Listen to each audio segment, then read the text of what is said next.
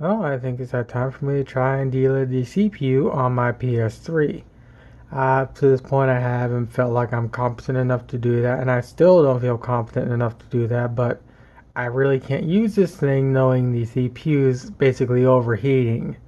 So I went to my local Hobby Lobby and I got myself some knives, which are basically exactly what people use to delid their PS3's, and hopefully I can get this done properly. Now you can tell by the title of the video what actually happens if I fail or not. Hopefully I don't, but with that said, I'm actually going to do some more things off camera before I actually take this console apart and whatnot. I currently want to watch the dumpster fire known as Earth 2 being, well, a scam. So I'm going to get back to watching this cluster fire and just laugh at Earth 2. Alright, so what I'm going to do is I'm going to play GTA 5 online for about an hour or so. I'm going to watch this video and use that as a timer, and also I'm actually interested in this. What I want to do is I want to kind of preheat the CPU somewhat and hopefully make it a little easier to pry the actual IHS off when I go to tear this thing down. Surprisingly enough, there are a lot of people that still play the online portion of GTA to this day on the PS3. I just gotta go and hook this thing up to the internet and whatnot, so I'm gonna go and do that all off camera and come back later. Alright, so it sounds like a jet engine as it should be since the CPU is getting pretty stinking hot. And I already ran into a modder. The scary part is the modder basically can do exactly what a modder can do on the PC. What the fucking hell? How did that happen on the console of all things? That's the one thing I was hoping for when it comes to the console. Especially something this old. I'd actually thought I'd be safe from modders. But as you can tell, I'm clearly not. Well, obviously I booked out as quick as I can and found another session.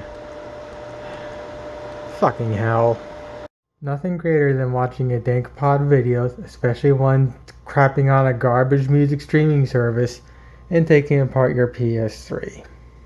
Well, this single sucks, but this isn't supposed to be the tutorial. This is just me wanting to record a video for my YouTube channel. So now I want to delid the IHS on my CPU. I did one thing. I got a little photo of the actual IHS right here, and I cut out the part where the actual glue or whatever they use is, and I just put it like this, and now I have myself a nice little outline to know how far to actually jam these little tools in. And with that said, to make it even easier for me, I'm going to go take that exact same tool and I'm going to put little markings on there to know how far I should actually go in, depending on how I actually do this.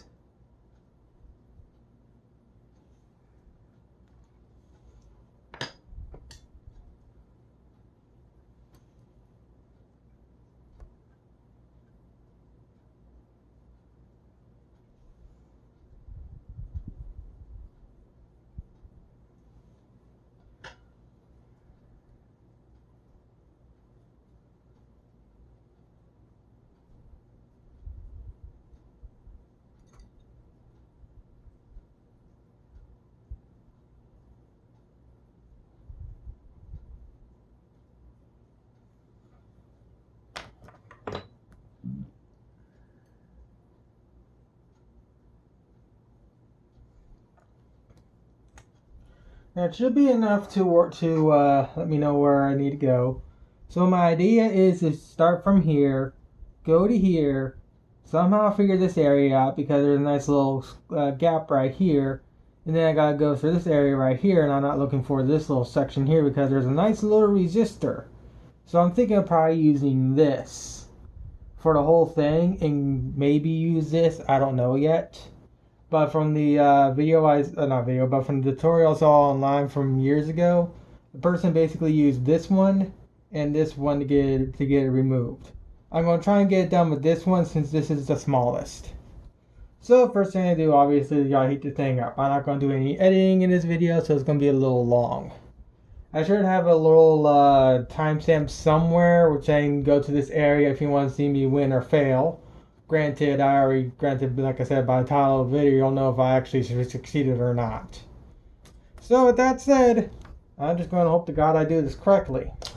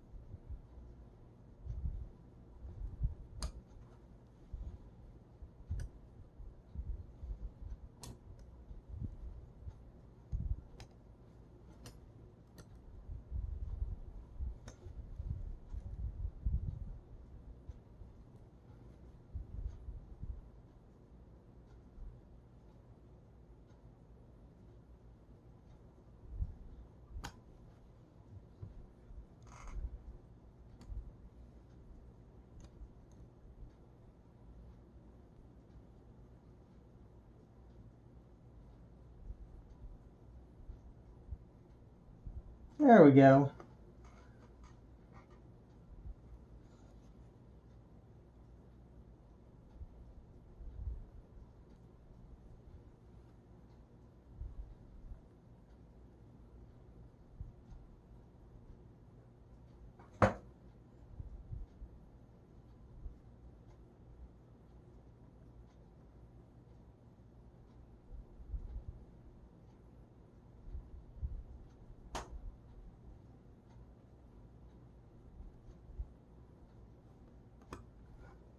Or at least once you get it in there, it cuts.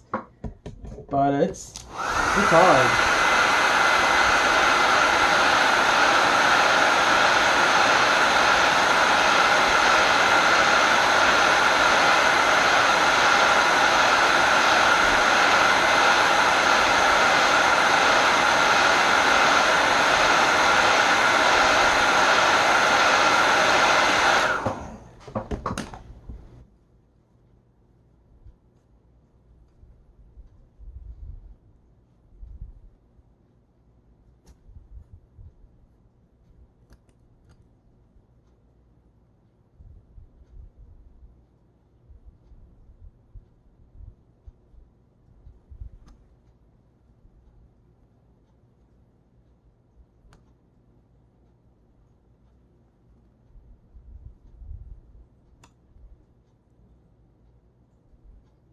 I do feel scraping, but the scraping I'm feeling is coming from the IHS.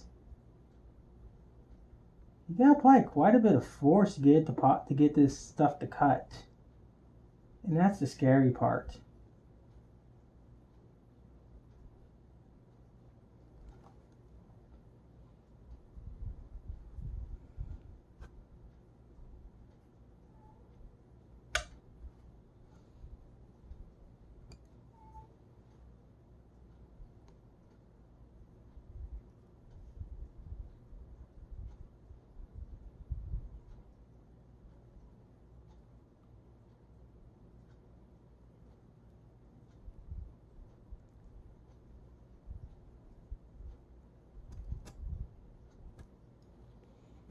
And I was butting right up against that little resistor.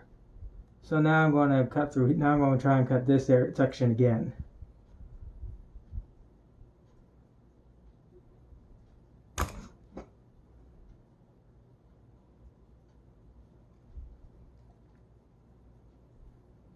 Hopefully I didn't kill the CPU. But I kind of think I may have just did. But I don't know yet.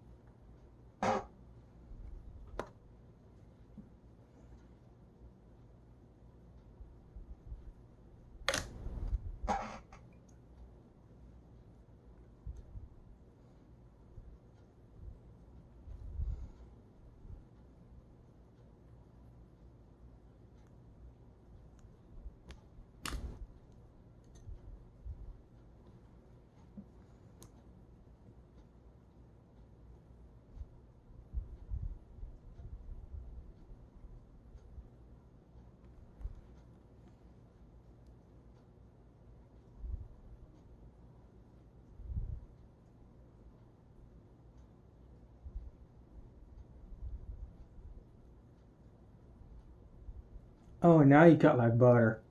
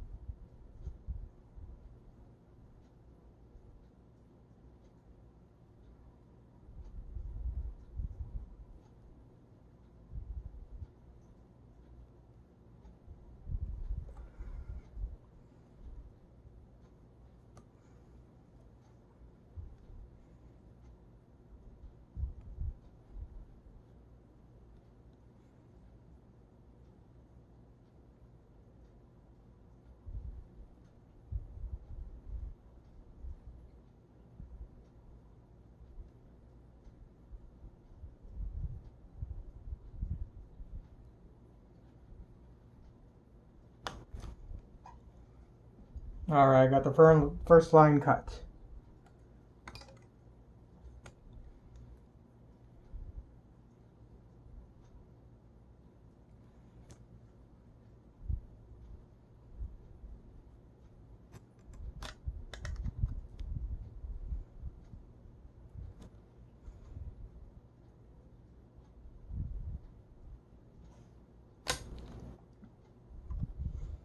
Um, hmm.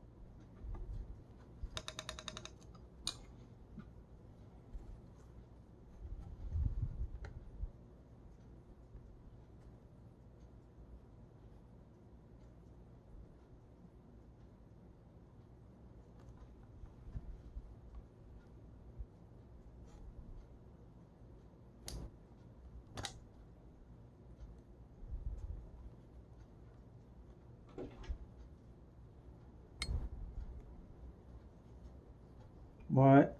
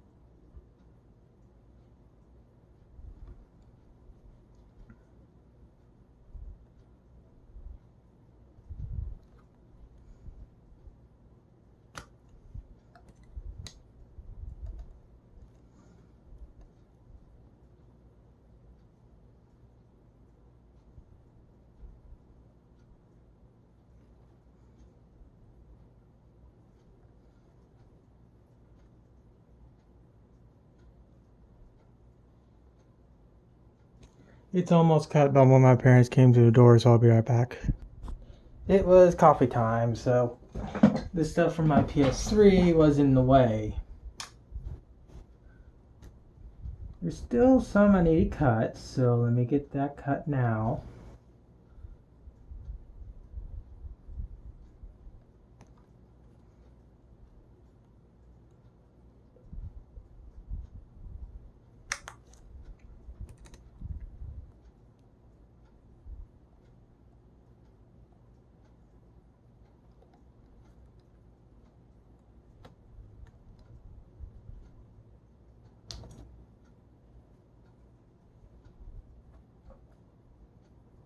Yep, I got right through.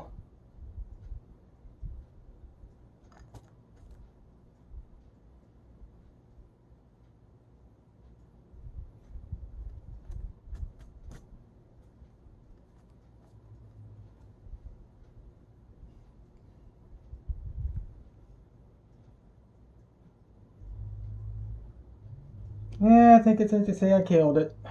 But I don't know yet because maybe it still works. I doubt it, but you just never know.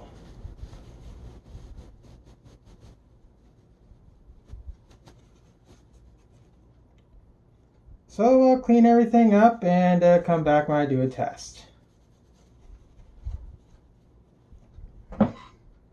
Alright, I'm pretty certain I killed it, so flip it on. At least I get a red light. The Blu-ray disc reads still. It hasn't gone yellow yet.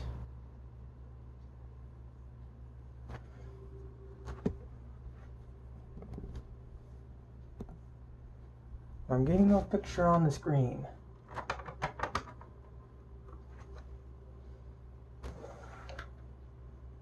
Oh, it's because I had the HDMI unplugged? What the hell's going on here? Oh, I see what's going on. Give me a second. I had the HDMI for my TV, for my computer plugged into the PS3 by accident. Hopefully I didn't kill the HDMI port. Son of a bitch, I did not kill the console. Holy hell. Oh god, I'm shaking. I am going to turn this console off.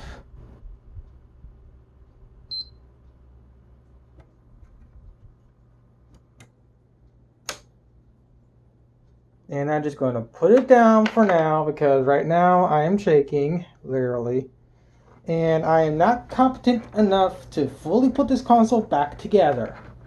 The fact I scratched the CPU and it still functions is fantastic. It's also scary as hell that I managed to even get it to work in the first place. So I'm going to come back when I am less shaky and I get this console put back together. I got some good knock-to-wet thermal paste that I'm going to use on this thing so it can stay nice and cool. And again, I'll just come back when I get everything put back together. I was going to put this thing back together, but my parents are using the kitchen to cook dinner and whatnot. So I thought I'll actually show the board itself. So of course here's the GPU, here's the CPU. Here's what I mean by I think I scratched it. Copper there, a little bit of copper there. I don't know if there's any copper there and I'm not going to touch it. But there is some copper seeing through. But then again, it's right in between this little crevice right here between the between two little valleys of the adhesive. So I don't know if that was there already or if I somehow managed to scratch the actual processor and whatnot. Either way, I really don't care at this point because again, everything still functions properly. So I'm going to put this thing back together when my parents are done in the kitchen. That way so I can actually have all that area to myself and whatnot because one of my rooms a little small and it's kind of a pile right now. But once I finally get this stupid thing put back together and whatnot, then I'll actually get this whole pile all situated because, I mean, my room's always a pile, but it's usually a lot more cleaner than this. But with that said, like I said, I'll come back when I actually get this thing fully put together and whatnot. And before you ask, I'm going to leave the silicone on the actual CPU because I'm not going to push my luck. Well, even though I'm using Best Buy thermal paste for $20, it's still pretty strong. I'm currently trying to get the heat spreader off for the GPU, and it's kind of a pain in the butt. At the very least, I can watch one of the Hololive girls play Stickman and whatnot. Even though I already seen Gara do it, it's still interesting to always watch each girl do their own playthrough and watch the interactions and whatnot. Alright, so I haven't put it back together yet, and I simply put the Blu-ray drive. Sometimes forgets how to read Blu-ray discs, or at least games, that is. To this day, I don't know why it does that, but yeah. Also, I plugged everything in and I forgot to put this little cable back onto the motherboard and whatnot. So now I got that cable put back on, so I can now put the power cable back in, flip the power. I get a red light, so I'm going to turn on the console. I get a blue light, so we're good there, which means the console should be booting. And it is booting.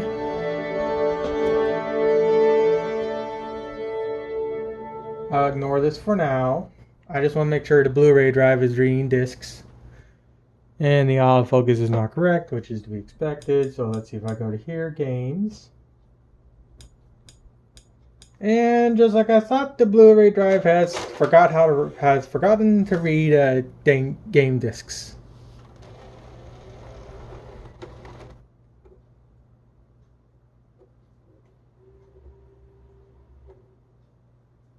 So that's a whole nother thing I gotta fix. But everything else does seem to be functioning properly now, at least. Alright, so I just got the Blu-ray drive to start reading discs again. I, to this day, have no idea what causes this issue with the stupid drive just failing to read Blu-rays while it can read DVDs and whatnot. But I think the fix for it is to physically disconnect the watch battery on the back. And doing that resets something on the motherboard to make the the Blu-ray drive to actually read game discs again. So what I'm going to do is I'm going to find an on-off switch, and I'm going to physically wire a connection to that. That way, so if this thing stops reading Blu-ray discs again, I can easily just cut power to the console, and then I can just easily flip the power to the little watch battery and whatnot, and reset the motherboard and whatnot, and actually get this dumb thing to start reading discs again. But as you can tell, it's now playing games just fine. It's making a bit of noise, which is to be expected, but it seems to be maintaining itself. Now with that said, I've only been playing now for I've had this thing idling for about maybe 3-4 minutes. So I'm actually going to go into online and see what happens. Of fucking course. Even though you have gigabit internet and you know full well it's not your internet, it still does that. Then again, that's to be expected of a console this fucking old. Fucking Rockstar and their shitty ass netcode and their shitty code overall for GTA 5 and whatnot. Fucking joke. Alright, so I did a little research of what this issue is. Apparently some cunt stain modder is using this particular mod menu right here and basically locks out any normal player on the PS3 and causes their account to constantly do this. The only way to resolve this issue is to apparently have Rockstar reset my account, which is totally fine for me, and Griffin's going to be watching, doing a live stream, so I gotta watch that also. So I messaged Rockstar and I'm going to see if they can reset my PSN account, that way so I can actually get back into online. But as I can tell for right now, when it comes to this console actually being quiet and whatnot, I've been screwing with this thing now for over an hour, and I haven't heard the console spin up more than what it sounds like right now, which is fairly quiet. So delaying the CPU has resolved all the annoying issues. Now I just got to resolve the issue of not being able to get onto GTA Online. Now with that said, I do plan on eventually remodding this console so I can play some of my Japanese weeb games. But for right now, I want to get my GTA account all set back up so I can actually go online and whatnot. Alright, it's been a few hours since I deleted the CPU on my PS3. And it's basically resolved all the issues I've had when it comes to this thing sounding like a jet engine. I've been playing GTA 5 for a little while now. I managed to get back into online. I used my Japanese account and I messaged Rockstar, and hopefully they'll reset my main account so I can actually get back on. Granted, the main account was only level 23, so I'm not really losing much by not being on it. But I'd rather be on my main account instead of my Japanese account.